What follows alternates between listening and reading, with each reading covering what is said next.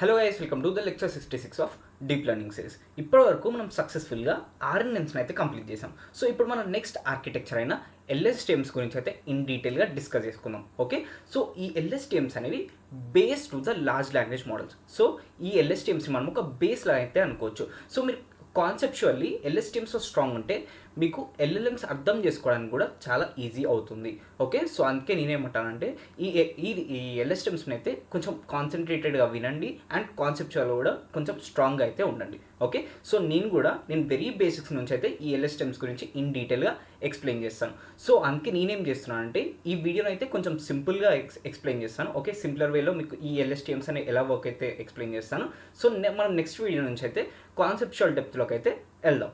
Okay, so first మనం basic level నుంచి అసలు ఈ ఎల్ఎస్టిఎమ్స్ అంటే ఏందో ఇన్ డీటెయిల్గా డిస్కస్ చేసుకుందాం. ఓకే, సో ఇప్పుడు మనము లెట్స్ యాజ్ ఎ పర్సన్ నాకు లైక్ ఎగ్జామినేషన్ అనేది ఉంది. ఓకే, లెట్స్ సమ్ ఎగ్జామినేషన్ అయితే ఉంది. సో ఆ ఎగ్జామినేషన్లో నాకు 6 యూనిట్స్ అనేవి ఉన్నాయి. ఓకే, సో ఆ ఎగ్జామినేషన్ పోర్షన్ వచ్చేసి నాకు 6 యూనిట్స్. సో నేనేం చేస్తాను, ఈచ్ యూనిట్ అయితే కంప్లీట్ చేసుకుంటూ వస్తాను. ఫస్ట్ నేను వెరీ ఫస్ట్ యూనిట్తో అయితే స్టార్ట్ చేస్తాను. అట్లా నేను ఫార్వర్డ్కి అయితే మూవ్ అవుతాను. Okay, second unit, third unit, fourth unit, fifth unit, sixth unit. So ఆ విధంగా అయితే కవర్ చేస్తాను. ఓకే, సో లెట్స్ ఆ సబ్జెక్ట్ వచ్చేసి మనకి సోషల్ సబ్జెక్ట్. ఓకే, సో ఇట్లాంటి కేసులో మనకి కాన్సెప్ట్స్ అన్ని చాలా ఎక్కువ ఉంటాయి. ఓకే, మనకి బేసిక్గా సోషల్ సబ్జెక్ట్లో ఏమవుతాయి, కాన్సెప్ట్స్ అన్ని చాలా లైక్ వాస్ట్ కాన్సెప్ట్స్ అనేవి ఉంటాయి. సో అందుకే నేనేం చేస్తానంటే ఫస్ట్ నుంచి చదువుకుంటూ వచ్చి ఇంపార్టెంట్ పాయింట్స్ని అయితే అండర్లైన్ చేసుకుంటాను. ఓకే, ఇంపార్టెంట్ పాయింట్స్ మాత్రం నేను గుర్తుపెట్టుకుంటాను అండ్ రెస్ట్ ఆఫ్ ద పాయింట్స్ని అయితే నేను వదిలేస్తాను. ఓకే, సో ఇదే బేసిక్గా core concept of LSTMs. Okay, important పాయింట్స్ని మాత్రమే గుర్తుపెట్టుకుంటుంది అండ్ రెస్ట్ ఆఫ్ ద పాయింట్స్ని వదిలేస్తుంది. ఓకే, సో ఇప్పుడు మీకు విత్ అన్ ఎగ్జాంపుల్ ఇన్ డీటెయిల్గా ఎక్స్ప్లెయిన్ చేస్తాను. లెట్స్ సే మన దగ్గర 2 బకెట్స్ ఉన్నాయి. ఓకే, ఇది నా ఫస్ట్ బకెట్ అండ్ ఇది నా సెకండ్ బకెట్. ఓకే, సో ఇప్పుడు నేను పారాగ్రాఫ్ని అయితే చదవడం స్టార్ట్ చేస్తాను. During the reign of Emperor Ashoka, the Mauryan Empire became one of the largest empires. Okay, so ఈ లైన్ వరకు చూసుకుంటే during rain of emperor Ashoka. Okay, so ఇది లెట్సే ఒక బకెట్ అండ్ ఇది లెట్సే ఇంకో బకెట్. సో ఒక బకెట్లో నా అన్ఇంపార్టెంట్ పాయింట్స్ అనేవి ఉంటాయి అండ్ ఇంకొక బకెట్లో నాకు ఇంపార్టెంట్ పాయింట్స్ అనేవి ఉంటాయి. Okay, so during the reign of emperor Ashoka. So ఇక్కడ మనకి ఎంపరర్ అశోక అనే వర్డ్ ఇంపార్టెంట్. ఓకే, సో అందుకే నేను ఇదే బకెట్లో ఇస్తాను, ఈ బకెట్లో అయితే ఇస్తాను. ఓకే, సో ఈ రెస్ట్ ఆఫ్ ద వర్డ్స్ ఉన్నాయా, ఈ రెస్ట్ ఆఫ్ ద వర్డ్స్ అన్నీ ఈ బకెట్లో ఉంటాయి. ఓకే, సో తర్వాత ద మౌర్యన్ ఎంపైర్. సో ఇక్కడ నాకు మౌర్యన్ ఎంపైర్ అనేది ఇంపార్టెంట్ వర్డ్. సో ఇప్పుడు నేను ఈ మౌర్యన్ ఎంపైర్ని ఈ బకెట్లో అయితే ఇస్తాను. ఓకే, సో ఈ ద అండ్ ఆఫ్ ఇట్లాంటి వర్డ్స్ ఉన్నాయా, అవన్నీ మనకి ఈ షార్టర్ బకెట్లోకి అయితే వస్తాయి. Okay, so next became one of the largest empires. So largest empires in ancient India. So ఇక్కడ మనకి 2 ఇంపార్టెంట్ వర్డ్స్ అనేవి ఉన్నాయి. First is largest empires and తర్వాత ఏన్షియంట్ ఇండియా. ఓకే, సో ఈ 2 నాకు ఇంపార్టెంట్ పాయింట్స్. సో ఈ 2 ఇంపార్టెంట్ పాయింట్స్ అయితే ఇందులో ఇస్తాను. ఓకే, తర్వాత in the early past of his rule Ashoka focused heavily on expanding his Kingdom through wars and military power. Okay, so ఇప్పుడు ఈ ఎంటైర్ కాంటెక్స్ట్ కనుక చూసుకుంటే ఇక్కడ నాకు ఎక్స్పాండింగ్ అనే word important and wars and military power అనే point important. So అందుకే నేను ఈ 3 వర్డ్స్ని నా ఇంకొక బకెట్లో అయితే ఇస్తాను. ఓకే, నా సెకండ్ బకెట్లో ఇస్తాను. So one of the most famous battles where the Kalinga war. Okay, ఇక్కడ నాకు కళింగ వార్ అనేది ఇంపార్టెంట్. సో దాన్ని ఈ బకెట్లో ఇస్తాను అండ్ ఈ బకెట్లో నాకు ఏమున్నాయి, అన్ని అన్ఇంపార్టెంట్ వర్డ్స్ అయితే ఉన్నాయి. ఓకే, జస్ట్ అన్ని అన్ఇంపార్టెంట్ అండ్ రీసెంట్ వర్డ్స్ అయితే ఉన్నాయి. ఓకే, సో ఈ బకెట్ ఎలా వర్క్ అవుతుందంటే first during the reign of emperor Ashoka. Okay, so first మనం ఈ డ్యూరింగ్ ద రెయిన్ ఆఫ్ అనేది ఈ బకెట్లో వేస్తాం అండ్ ఎంపరర్ అశోకాని ఈ బకెట్లో అయితే వేస్తాం. ఓకే, సో తర్వాత ఇమ్మీడియట్గా మనకి నెక్స్ట్ సీక్వెన్స్ స్టార్ట్ అయినప్పుడు మనకి ఈ బకెట్లో ఉన్న ఈ డ్యూరింగ్ ద రెయిన్ ఆఫ్ అనే వర్డ్స్ అన్ని వెళ్ళిపోతాయి. ఓకే, అన్నీ ఎగ్జిట్ అయిపోతాయి.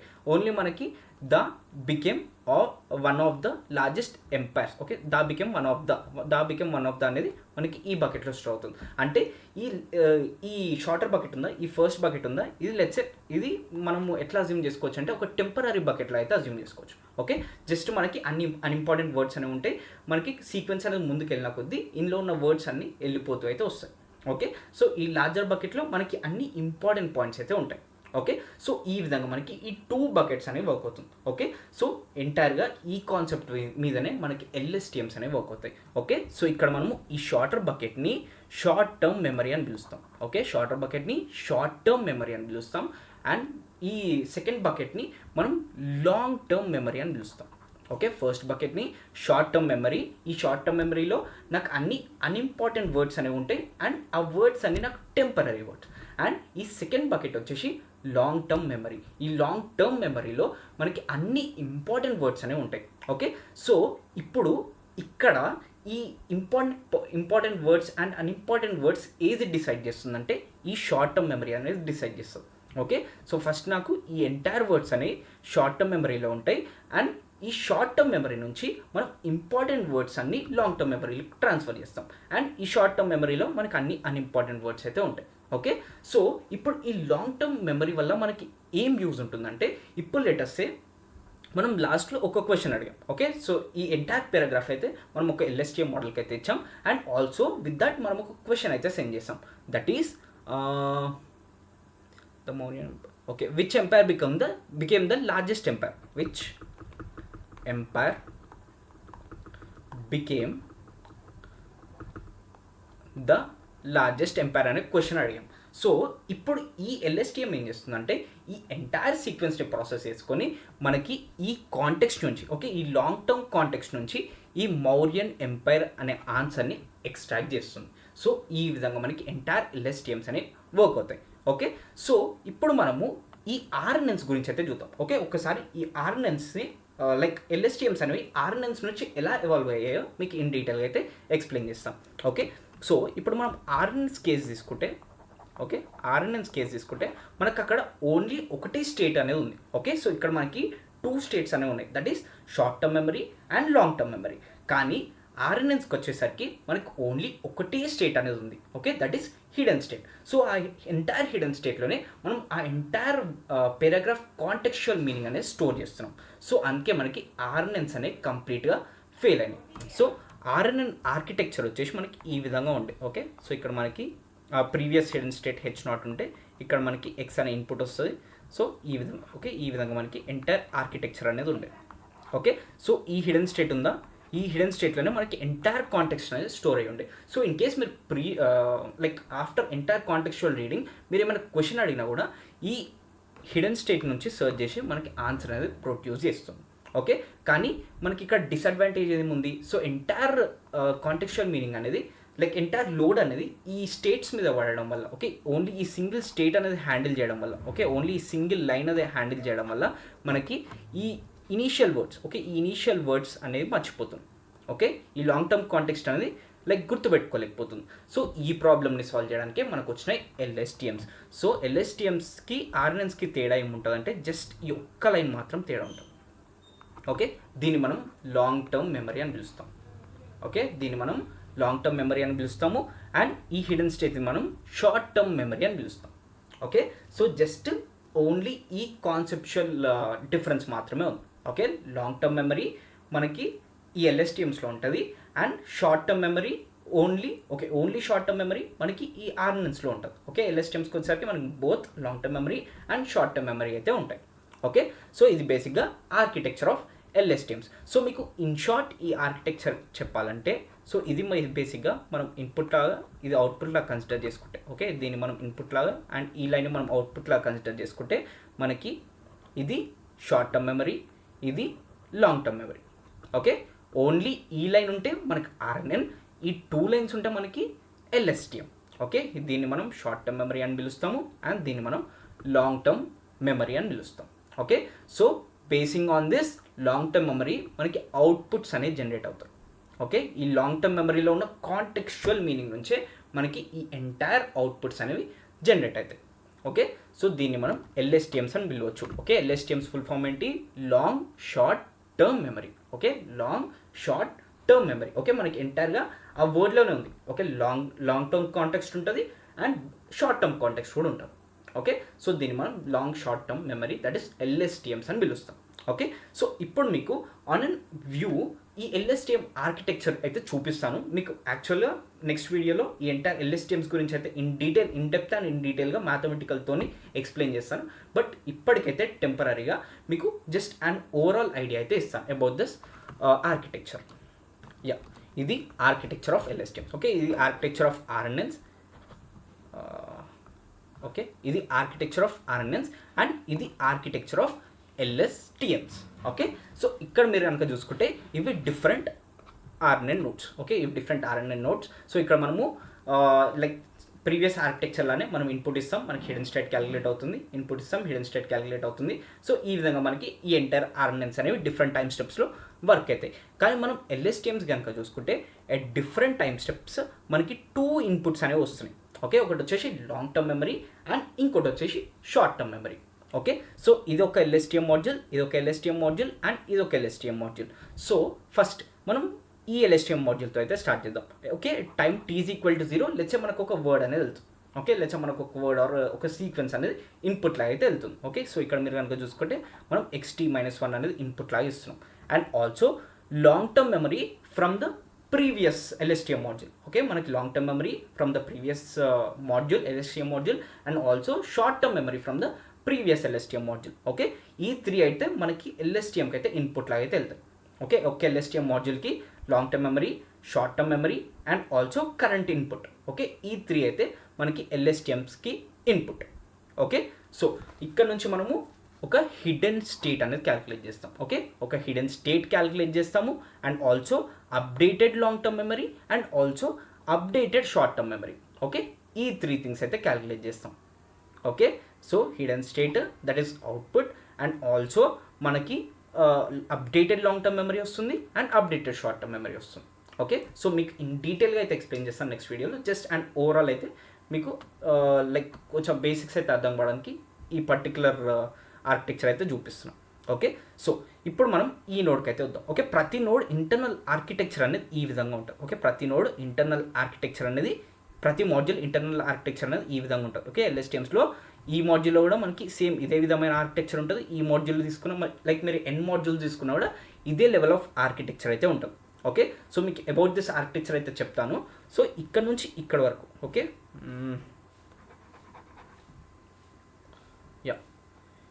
ఇక్కడ నుంచి ఇక్కడ వరకు మనం దీన్ని ఫార్గెట్ గేట్ అని పిలుస్తాం.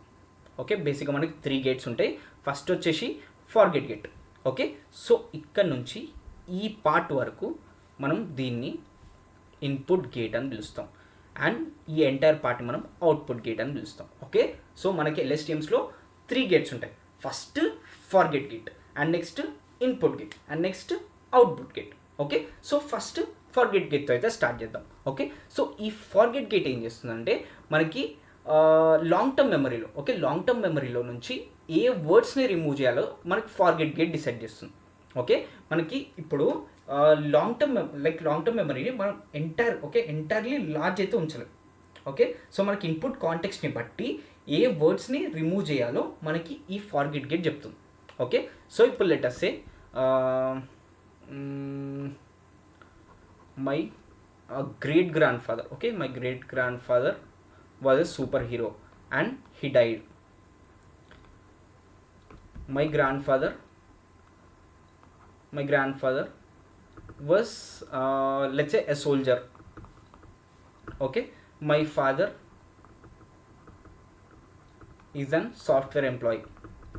Okay, I am software employee. Okay, my grandfather also died. So ఇప్పుడు లెట్ అస్ సే ఈ విధంగా నాకు ఒక సీక్వెన్స్ అనేది ఉంది. సో ఇక్కడ మనకి my great grand father is an A famous personality and he died.